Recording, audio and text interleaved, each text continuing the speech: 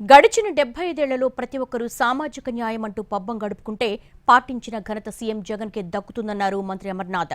Assembly విషయానికొస్తే 50 మంది వరకు బీసీలకు, 25కు గాను 11 మందికి పార్లమెంట్ అభ్యర్థులు, బీసీలు, 4 ఎస్టీలు, 1 ఎస్సీ ఇచ్చిన ఘనత ఏ పార్టీకి లేదన్నారాయన.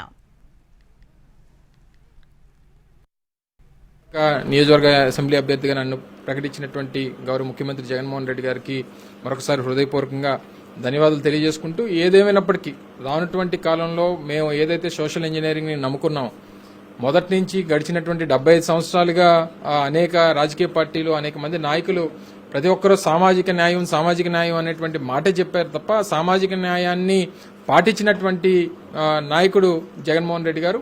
అవి ఈరోజు నంబర్స్లో కనబడతా ఉన్నాయి. దాదాపు 50 మంది వరకు బీసీలకి, ఎమ్మెల్యే అభ్యర్థులుగా 11 మంది, ఎంపీల్లో అయితే ఏకంగా 25కి గాను 11 మంది ఎంపీ అభ్యర్థులు బీసీలు, 4 ఎస్సీలు, 1 ఎస్సీ, 1 ఎస్టీకి ఇచ్చినటువంటి ఘనత కూడా గతంలో ఏ రాజకీయ పార్టీ కూడా లేదు. అది ఒక్క వైఎస్ఆర్ కాంగ్రెస్ పార్టీకే చెందుతుంది.